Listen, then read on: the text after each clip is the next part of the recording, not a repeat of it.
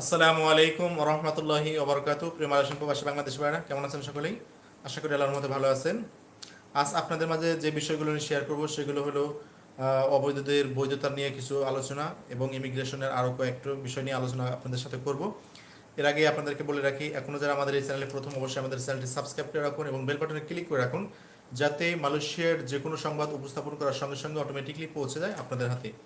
ওকে, এবার আমাদের লাইভটি কি ক্লিয়ার বোঝা যাচ্ছে নাকি এবং কে কোথা থেকে দেখছেন আমাকে একটু নোটিফিকেশনটা জানাবেন, তাহলে আপনাদের সাথে আলোচনা করে ভালো লাগবে। এবং আমাদের লাইভটি প্রচুর পরিমাণ শেয়ার করে অন্যদেরকে জানার সুযোগ করে দেন, যাতে তারাও আমাদের সাথে লাইভে যোগ হতে পারে, তাদের প্রশ্নগুলোও করতে পারে। আপনাদের মনের যদি কোনো প্রশ্ন থাকে আমাকে এখানে প্রশ্ন করেন, আপনাদের প্রশ্ন থেকেও কিছু উত্তর আমি আপনাদের আজকে দেব। ওকে, ধন্যবাদ।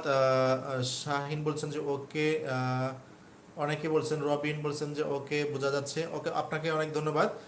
দুঃখিত, গতকালকে আমার একটা কাজের কারণে গতকালকে আমি লাইভে আসতে পারিনি, সেজন্য আপনাদের কাছে দুঃখিত প্রকাশ করছি। ওকে, আজকে আপনাদের যে বিষয়গুলো নিয়ে শেয়ার করব সেটা হলো ইমিগ্রেশন। অলরেডি প্রতিদিনই একটা করে আপডেট দেয়, তো আজকে যে আপডেটটা দিয়েছেন এবং এটা হুঁশিয়ারি করে দিয়েছেন সতর্কতামূলক, যে রিক্যালিব্রেশন, অবৈধদের যে বৈধতা করার একটা সুযোগ দিয়েছে এবং অবৈধদেরকে দেশে যাওয়ার যে সুযোগটা দিয়েছেন, এই প্রোগ্রামে টোটালি তৃতীয় পক্ষের কোনো হাত নাই। এখানে এখানে থার্ড পার্টির কোনো হাত নাই। সরাসরি ইমিগ্রেশন এবং কোম্পানির, সরাসরি ইমিগ্রেশন কোম্পানি তার ওয়ার্কারদের দাফতার করবে, ইমিগ্রেশন ভিসা দিবে। মাঝখানে কোনো প্রকার এজেন্ট, কোনো প্রকার দালাল, কোনো প্রকার কোনো কিছুই নাই। ডিরেক্টলি কোম্পানি তার যে পরিমাণ ওয়ার্কার লাগবে, ওয়ার্কারের সমস্ত ডকুমেন্টস, কোম্পানির ডকুমেন্টসগুলো সাবমিট করবে ইমিগ্রেশনে। এই মুহূর্তে যেহেতু লকডাউন চলছে, সেক্ষেত্রে ইমেইল করবে।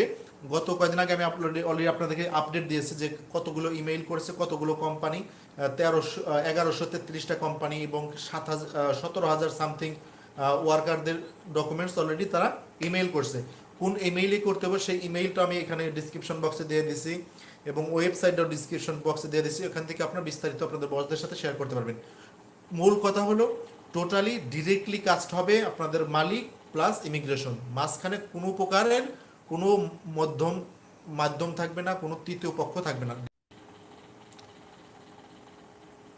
সো ডিরেক্টলি কোম্পানি তার সমস্ত ওয়ার্কারদের ভিসা করা নিতে পারবে ইমিগ্রেশন থেকে, মাঝখানে কোনো প্রকার মাধ্যম দরকার নেই। ওকে, দ্বিতীয়ত, অনেকেই প্রশ্ন করেছেন, ভাই 6 তারিখ পর্যন্ত যে লকডাউন ছিল এটা কি বাড়াবে নাকি এরকম। তো আজকে একটা মোটামুটি ঘোষণা দিয়েছেন যে এখন পর্যন্ত 6 তারিখের পরে কি লকডাউন কুয়ালালামপুর, স্লাঙ্গোর এবং পুত্রাজায়াতে কি বৃদ্ধি করবে কিনা আরও 2 সপ্তাহ বা এরকম, এখন পর্যন্ত ওইরকম কোনো ঘোষণা আসেনি। তবে 6 তারিখ পর্যন্ত, 6 ডিসেম্বর পর্যন্ত যে লকডাউন থাকার কথা, এটা 6 তারিখ পর্যন্ত থাকবেই। হয়তো আগামীকাল বা পরশুদিন একটা ঘোষণা আসবে যে লকডাউন কি আবার বাড়াবে নাকি 6 তারিখ পর্যন্ত থাকবে বা নতুন এসওপি কি, এটা হয়তো 2-1 দিনের মধ্যে, আগামীকালকেও আসতে পারে বা পরের দিনও একটা এসওপি আসবে, আমি অবশ্যই আপনাদেরকে জানিয়ে দিব। ওকে, এরপরে যেটা আছে অবৈধদের। ওকে, আপনারা জানেন পিছনের পুরা 3-4 মাস যাবতী বর্ডার এলাকায় ইমিগ্রেশন খুব কড়াকড়ি নজরদারি করছে। সেক্ষেত্রে প্রতিদিনই বিভিন্ন এলাকা থেকে বর্ডারে দিয়ে অবৈধ পথে লোক ঢোকার সময় আটক করে। গতকালকেও একই কাহিনী হয়েছে। জোহর বারু এবং ইন্দোনেশিয়ার বর্ডার এলাকা থেকে 5 জন অবৈধভাবে প্রবেশ করতে লাগছিল মালয়েশিয়াতে।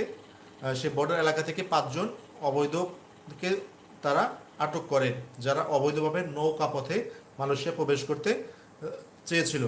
ওকে, সেজন্য এই সমস্ত সমুদ্র বন্দর এলাকায় বা বর্ডার এলাকায়, এই সমস্ত এলাকায় যে সমস্ত প্রবাসীরা আছেন, তারা খুব সাবধানতার সাথে থাকবেন, যাতে এরকম আপনাদের উপরেও কোনো প্রকার এরকম যাতে কোনো খারাপই না আসে। ওকে, এরপরে যে বিষয়টি আছে, কুয়ালালামপুরের আশেপাশে বেশ কয়েকটি হোটেলে, স্পা সেন্টারে, মাসাজ সেন্টারে, গেমসের দোকানে পুলিশের, ইমিগ্রেশনে এবং এদেশের স্পেশাল গোয়েন্দা বিভাগ যেটা আছে, নিয়মিতই তারা অপারেশন দিচ্ছে। বিশেষ করে এরকম হোটেল ব্যবসার নামে যেখানে অবৈধ ব্যবসা চলে, স্পার নামে যেখানে আরও খারাপ নোংরামি ব্যবসা চলে, এই সমস্ত জায়গাগুলোতে অপারেশির সংখ্যা বেশি এবং এই সমস্ত জায়গায় অপারেশন চলবে। সেক্ষেত্রে প্রিয় বাংলাদেশি ভাইরা যারা বিভিন্ন হোটেলে কাজ করেন, স্পা সেন্টারে কাজ করেন, মাসাজ সেন্টারে কাজ, যে সমস্ত কাজ আসলে সমাজের চোখে খারাপ, রাষ্ট্রের চোখে খারাপ, ধর্মের চোখে খারাপ, সবার কাছে খারাপ, আপনারা যত দ্রুত পারেন আপনাদের প্রফেশনটাকে চেঞ্জ করেন, আপনাদের পেশাটা চেঞ্জ করেন। ওই লুকায়া পলায়া অবৈধ কাজ, অবৈধ কার্যক্রম করার রিস্ক নেওয়ার কোনো দরকার নাই। ভালো একটা কাজ শেখেন, ভালো একটা কাজ করেন, এতেই আল্লাহ ইনশাল্লাহ বরকত দিবেন আপনার ইনকামের মধ্যে। ওকে, এরপরে যেটা আছে আপডেট একটা সংবাদ, বাংলাদেশ হাইকমিশন কুয়ালালামপুরের, আপনারা জানেন গত 3-4 দিন সার্ভারের সমস্যা ছিল, ইন্টারনেটের সমস্যা ছিল, ওয়েবের সমস্যা ছিল, সেজন্য আপনাদের পাসপোর্টের যে লিস্টটা সেটা লিস্টগুলো তারা পাবলিশ করতে পারে নাই। অনেকেই আমাকে বলছেন যে 27 তারিখে, 28 তারিখে, 29 তারিখে তারা প্রতিদিনই যে যে পাসপোর্ট কতগুলো রিসিভ করছে এটা লিস্ট যে পাইতো 28 তারিখ, 29 তারিখ, এরা প্রকাশ করতে পারে নাই অথবা অ্যাপয়েন্টমেন্ট নিতে পারে নাই। এই কার্যক্রমগুলো আবার সচল হয়ে গেছে অলরেডি, আলহামদুলিল্লাহ। আগামীকাল থেকে সমস্ত কার্যক্রম আবার নর্মালভাবে চলবে। সেক্ষেত্রে কারো পাসপোর্ট জমা দেওয়া লাগে পোস্ট লাজুর মাধ্যমে, কারো অ্যাপয়েন্টমেন্ট নেওয়া লাগে, কারো কি লাগে, সবগুলোই আবার স্বাভাবিক গতিতে চলবে। সেক্ষেত্রে আপনারা যেটা করবেন সেটা হলো আপনারা আগের মতোই আবার বাংলাদেশ হাইকমিশনের সাথে কন্ট্যাক্ট করতে পারবেন। এই মোটামুটি আজকের আমার সংবাদ। এখন যেই সংবাদগুলো আছে আমি আপনাদের কাছ থেকে 2-1টা প্রশ্নের উত্তর নেব ইনশাল্লাহ। ওকে ভাই, ইন্দোনেশিয়া দিয়ে আসছি আমি, পারমিট করতে পারবো? জি ভাই, আপনি যেখান দিয়ে আসেন আপনার যদি পাসপোর্টে মেয়াদ থাকে তাহলে সমস্যা নেই, আর যদি 2 বছর কম থাকে পাসপোর্টটা রিনিউ করেন, এরপর আপনি সাবমিট করতে পারবেন, অ্যাপ্লাই করতে পারবেন। আসসালামু আলাইকুম ভাই, আপনি কেমন আছেন? জি আজকে আলহামদুলিল্লাহ ভালো। ভাই, দেশে যেতে কি কোনো ইনফরমেশন আছে? আসলে দেশে যাওয়ার যে সুযোগটা দিচ্ছে অবৈধদের, এই ইনফরমেশনটা এই কিভাবে এর এসওপি গুলো এখনো মানে দেয় নাই। সেজন্য আপনারা একটু অপেক্ষা করেন, হয়তো 2-4 মধ্যেই এরকম নতুন একটা এসওপি আসবে। কত টাকা লাগবে, কোনটা আগে করতে হবে, ফিঙ্গারপ্রিন্ট করতে হবে না কি করতে হবে, আমি আপনাদেরকে জানাবো ইনশাল্লাহ। ওকে ভাই, কোম্পানির কারণ আমি যদি কমপ্লিট করে থাকি সেটা কিভাবে বোঝা যাবে? ওকে, কোম্পানি আপনাদের নামে কোনো প্রকার কমপ্লেন করলে কিভাবে বোঝা যাবে এটা আমি সঠিক আসলে বলতে পারছি না, তবে ইমিগ্রেশনে থেকে চেক করা যাবে যে আপনার নামে কোনো রিপোর্ট আছে কিনা। ওকে, আর যদি কারো এরকম সন্দেহ থাকে যে তার কোম্পানিতে তাকে রিপোর্ট করছে বা ইত্যাদি ইত্যাদি, তাহলে তাদের জন্য পরামর্শ নতুন আর একটা পাসপোর্ট করেন, এরপরে অ্যাপ্লাই করেন, দেখা যাক কি হয়। ওকে ভাই, আমার 9 নম্বর চপ চলে 13টা চপ লাগবে কি? সঠিক বলা যাচ্ছে না ভাই, অপেক্ষা করতে হবে, ইনশাল্লাহ আপনাদেরকে জানাবো। যারা দোকানে কাজ করে তারা কি পারমিট পাবে? আসলে দোকানের কাজটা হলো সার্ভিস সেক্টর, যেহেতু এই মুহূর্তে সরকারের সার্ভিস সেক্টরটা এখনো ঘোষণা করে নাই, সেক্ষেত্রে অপেক্ষা করেন, দেখা যাক যদি সার্ভিস সেক্টরটা এই 4টার সাথে অ্যাড করে তাহলে অবশ্যই করতে পারবেন। আসসালামু আলাইকুম ভাই, টাকার পরিমাণটা জানতে পারলাম না। যে আসলে টাকার পরিমাণ এক্স্যাক্টলি কত টাকা লাগবে আমরাও জানতে পারি না, সেজন্য আপনাদেরকেও জানাতে পারছি না।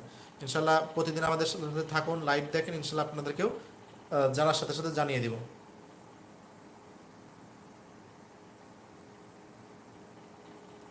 ওকে, আপনার লাইভ আমি সবাইকে অনেক অনেক শেয়ার করি। ওকে রাসেল, ওকে রাসেল রাতুর, রাতহুল, ওকে। সো ওকে ভাইজান, ট্রাভেল পাস নিয়ে এখন কি ইমিগ্রেশনের স্পেশাল পাস দেবে? জি, আপনারা অপেক্ষা করতে থাকুন, এখনো যেহেতু এরকম শুরু হয় নাই, দেশে যাওয়ার প্রক্রিয়াটা এখন পর্যন্ত ওইভাবে শুরু হয় না, যেহেতু ইমিগ্রেশন বন্ধ আছে। আপনারা আরও 2-1টা দিন অপেক্ষা করেন, দেখা যাক যে লকডাউনের সময় আরও বাড়ায় নাকি, বা আপনাদের বিষয়ে যারা দেশে যেতে চান এদের বিষয়ে কোনো ঘোষণা আসে নাকি। ঘোষণা আসার সাথে সাথে আমি আপনাদেরকে জানিয়ে দিব। ধন্যবাদ রাসেল ভাই আপনাকে আমাদের ভিডিওটি প্রচুর পরিমাণ শেয়ার করার জন্য। ওকে, আসসালামু আলাইকুম ভাই, টাকার পরিমাণ জানতে পারলাম না, ওই একই প্রশ্ন আলম ভাই। ওকে ভাই, আমার পাসপোর্ট নেই, আমি দেশে যেতে চাই, কিভাবে যাব? জি, তাহলে আপনার বাংলাদেশ হাই কমিশন থেকে একটা ট্রাভেল পাস নিতে হবে, পাসপোর্ট যাদের নাই। এরপরে কুয়ালালামপুর অথবা চিলাঙ্গর অথবা পুত্রাজা থেকে ইমিগ্রেশন থেকে স্পেশাল পাস নিয়ে আপনি যেতে পারবেন। ওকে ভাই, এখন পাসপোর্ট বানাই দিছি, কতদিন লাগবে? মোটামুটি ধরে রাখেন যে আপনার 40 থেকে 45 দিনের মতো লাগবে। এখন হয়তো পাসপোর্ট অফিস থেকেও চেষ্টা করছে যে তাদেরকে যেন পাসপোর্টটা দ্রুত করে দ্রুত মালয়েশিয়াতে নিয়ে আসতে পারে, এ ব্যাপারে তারাও যত্নশীল হচ্ছে। ইনশাল্লাহ ধরে রাখেন 40 থেকে 45 দিনের মতো লাগবে। অনেকে অনেক প্রশ্ন করছেন, আবার অনেকের প্রশ্নের সাথে অনেক প্রশ্নগুলো মিলে যাচ্ছে। আমি যেহেতু নিয়ত করছি যে 10-12 মিনিটের বেশি লাইভটি করব না, সেক্ষেত্রে এখন যারা নতুন জয়েন করলেন আমাকে এখানে কমেন্টস করেন অফলাইনে, আমি অফলাইনে আপনার কমেন্টসের উত্তরগুলো দেওয়ার চেষ্টা করব। এবং যারা এইমাত্র জয়েন করলেন আমার ভিডিওটি প্রথম থেকে দেখে আসেন, ইনশাল্লাহ অনেক ইনফরমেশন পাবেন। সকলে ভালো থাকুন, সকলে সুস্থতা কামনা করে শেষ করছি। আসসালামু আলাইকুম রহমতুল্লাহি ওবরাকাতুহু।